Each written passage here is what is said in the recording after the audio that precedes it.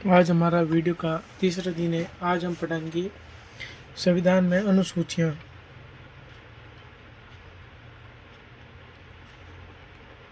संविधान की अनुसूचियाँ अनुसूचियाँ पहले कितनी थी, अब कितनी है? मूल संविधान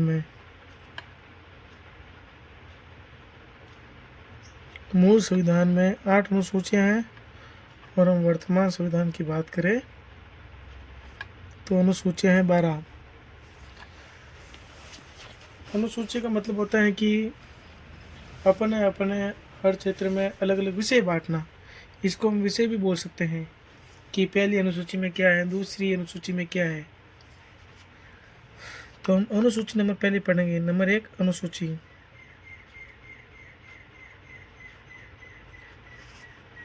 पहली अनुसूची है राज्य और केंद्र शासित प्रदेशों और उसकी सीमाएं। राज्य और केंद्र शासित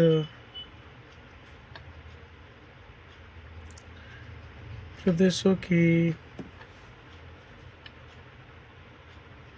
नाम और उसकी सीमाएं। ये अनुसूची पहली है कि केंद्र शासित प्रदेश हैं और राज्य प्रदेश। जैसे ये हमारा राज्य हो गया और ये हमारा केंद्र शासित प्रदेश हो गया, तो इसका नाम क्या होगा और इसकी सीमाएं कहाँ कहाँ तक लगेंगी। इसको छोटा करने का अधिकार भी किसके पास है? केंद्र के पास है। इसको बड़ा अधिकार करने का भी किसके पास है? केंद्र के पास है। ये केंद्र हो गई, केंद्र के पास है। केंद्र चाहती है तो किसी भी स्टेट को बड़ा कर सकती है और किसी भी स्टेट को छोटा कर सकती है। तो उसकी सीमाएं और नाम परिवर्तन करना है या नहीं करना है, वो कौन डिसाइड करती है? हमारी केंद्र सरकार। तो नंबर पहले अनुसूची में क्या होगा? राज्य और केंद्र शासित प्रदेशों के नाम और उसकी सीमाएं। नाम तो ये हो गया, नाम कुछ भी कर सकते। दिल्ली का नाम चेंज करना है तो किसी स्टेट का नाम चेंज करना हो तो ये नाम चेंज कौन करेंगी? और ये कौन से विषय में आता है? नंबर 1 विषय में। और राज्य की सीमा इसको छोटी करनी है सीमा, या इस राज्य को बड़ा करना है या छोटा करना है, ये नंबर 1 विषय में आएगा। और नंबर दूसरी अनुसूची पढ़ते हैं।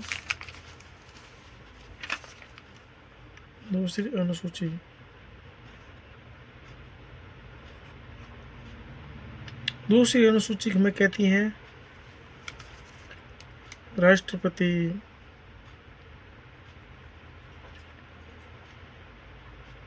राज्यपाल, न्यायाधीश,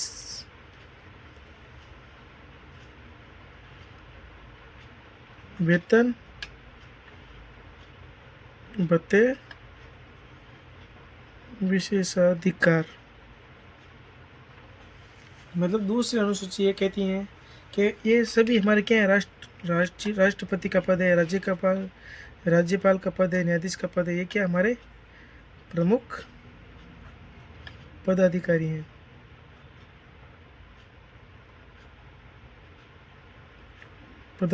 हैं। तो इसके वेतन बढ़ाना है या कम करना है? राज्यपाल का वेतन कम करना है, बढ़ाना है। न्यायाधीश का वेतन कम करना है, बढ़ाना है। वेतन अलग होता है, भत्ते अलग होते हैं, विशेष अधिकार अलग होते हैं। जैसे कि वेतन माना कि महीने के 10 लाख मिलते हैं, भत्ते में कुछ और भी मिल जाता है, जैसे कि रहने खाने की व्यवस्था हो गया, कुछ और भी पैसे हो गए वगैरह, कुछ हो सकता है। विशेष अधिकार में क्या भाई, जैसे कि ये विशेष अधिकार है कि ये कार में आएंगे, कार में जाएंगे, या प्लेन में आएंगे, प्लेन में जाएंगे। ये हमारे इसके क्या है? विशेष अधिकार।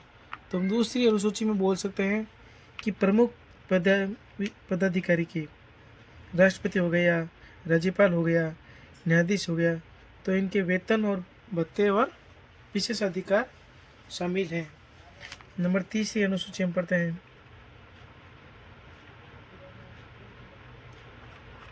तीसरी अनुसूची बहुत ही सरल अनुसूची है, शपथ। तीसरी अनुसूची को हम क्या कर सकते हैं? शपथ, पदाधिकारियों द्वारा ली जाने वाली शपथ।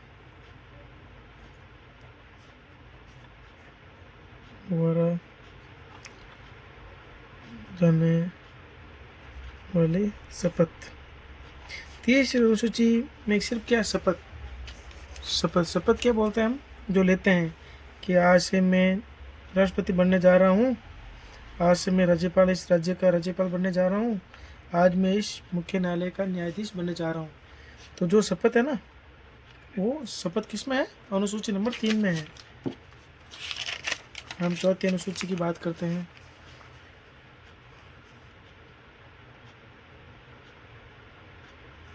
अनुसूची नंबर 4 में क्या है,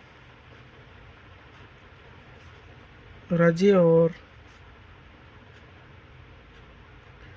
केंद्र शासित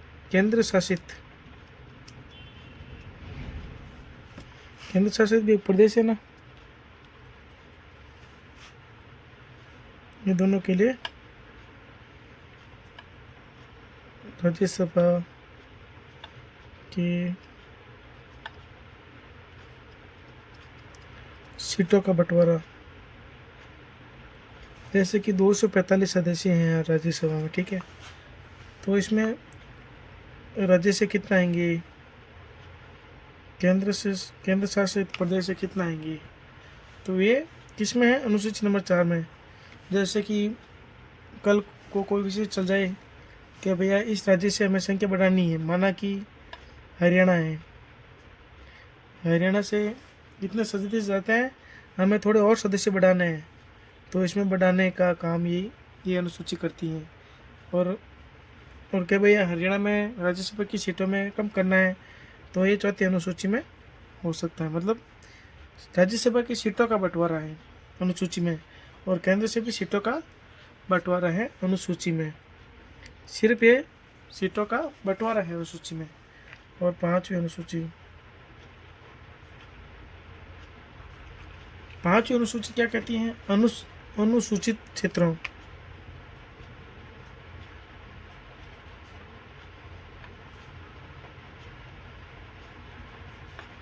और जनजातियों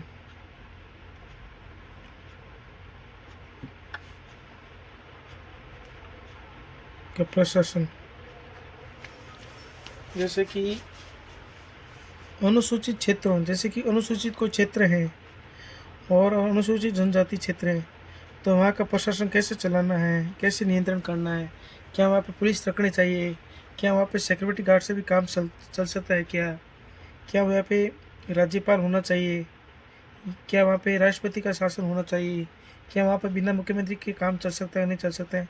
तो अनुसूची हमें 5 बताती है कि अनुसूचित क्षेत्रों और जनजातियों का प्रशासन। नंबर 6 अनुसूची में पढ़ते हैं हम, 6 नंबर अनुसूची।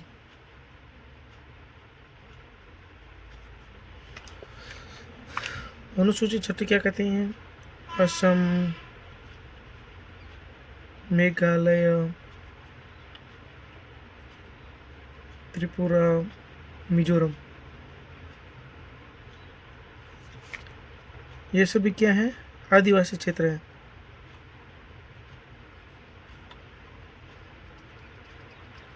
क्षेत्रों का प्रशासन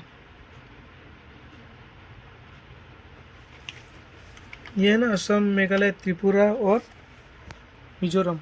तो यहाँ पे प्रशासन कैसे चलाना है, क्या यहाँ पे राष्ट्रपति की आवश्यकता है, क्या यहाँ पे राज्यपाल की आवश्यकता है, क्या मुख्यमंत्री की आवश्यकता है, क्या यहाँ पे मंत्रियों की आवश्यकता है, क्या यहाँ पे संसद के सदस्य ही यहाँ पे शासन चला सकते हैं, मतलब यहाँ पे प्रशासन कैसा होगा, क्या यहाँ पे एसडीएम की आवश्यकता है, कौन कौन सी आवश्यकता है, कौन कौन सी नहीं आवश्यकता है। तो अनुसूची 6 नंबर में कहा गया है कि असम, मेघालय, त्रिपुरा, मिजोरम में आदिवासी क्षेत्र है, तो यहाँ का प्रशासन कैसा होगा। तो नंबर ये 6 में क्या गया है। 7वीं नंबर अनुसूची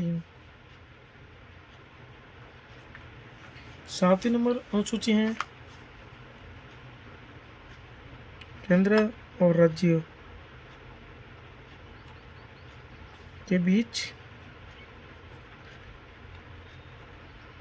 शक्तियों का विभाजन। जैसे कि केंद्र और राज्य के बीच शक्तियों का विभाजन, देखो सूची है, संघ सूची, राज्य सूची, समवर्ती सूची। जैसे कि संघ में ये सूची है संघ की, तो इसमें केंद्र बना सकती है नियम, और ये राज्य का विषय है तो ये राज्य बना सकती हैं, और ये समवर्ती सूची है तो ये दोनों मिलके बना सकती हैं। तो इस दोनों का शक्तियों का विभाजन किस आधार पर किया गया है? सूची के आधार पर। संघ सूची और राज्य सूची। राज्य सूची पे हस्तक्षेप नहीं कर सकती हैं केंद्र सरकार, राज्य हस्तक्षेप नहीं कर सकते हैं इसमें, या कौन हस्तक्षेप कर सकते हैं कौन हस्तक्षेप नहीं कर सकता है, तो इसके बारे में कहा गया है शक्तियों का विभाजन। 7वें नंबर 8वें नंबर अनुसूची में हम पढ़ते हैं। 8वें नंबर अनुसूची।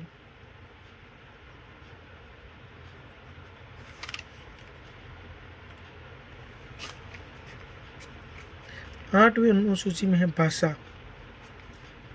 की। भाषा कितनी है? भाषा की मान्यता भाषा है 22। तो मान्यता प्राप्त भाषाएं,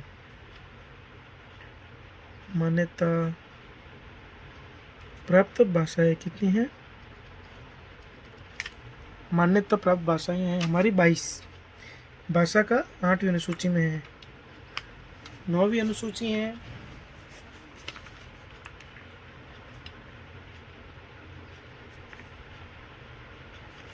भू सुधार अधिनियम।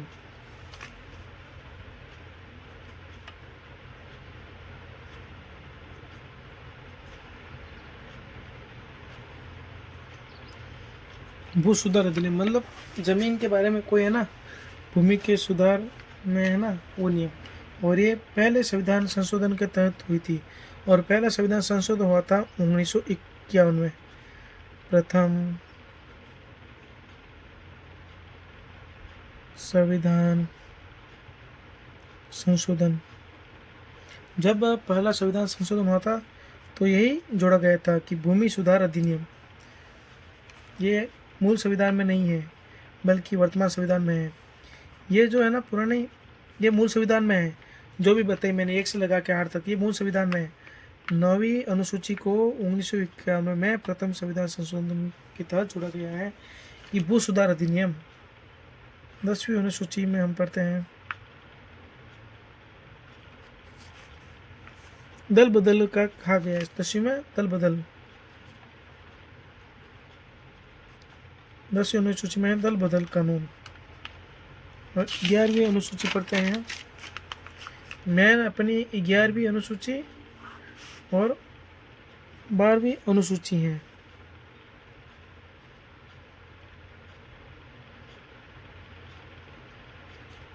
बारहवीं अनुसूची, 11वीं अनुसूची में क्या गया है? पंचायती राज।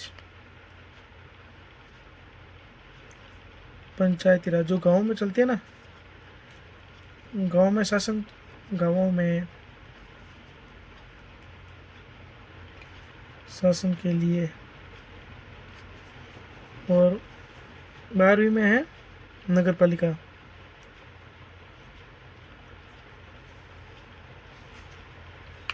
मतलब नगर में शासन के लिए,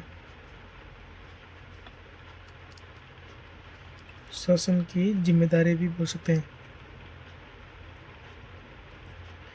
जैसे कि कोई भी गांव हो गया तो गांव का शासन कौन चलेगा? डायरेक्ट राष्ट्रपति से संभाल नहीं सकता, डायरेक्ट राज्य तो सीधा गांव में प्रवेश कर नहीं सकता। तो क्या है, बहुत सारे गांव है हमारे भारत में, ये गाँवों का देश है ना, तो बहुत सारे गाँवों को मतलब सही करने के लिए, शासन करने के लिए, तो हर जगह एक एक पंच चुना गया, जिसे पंच चलाता है। कभी इस गांव का ये पंच होगा, इस गांव का ये पंच होगा।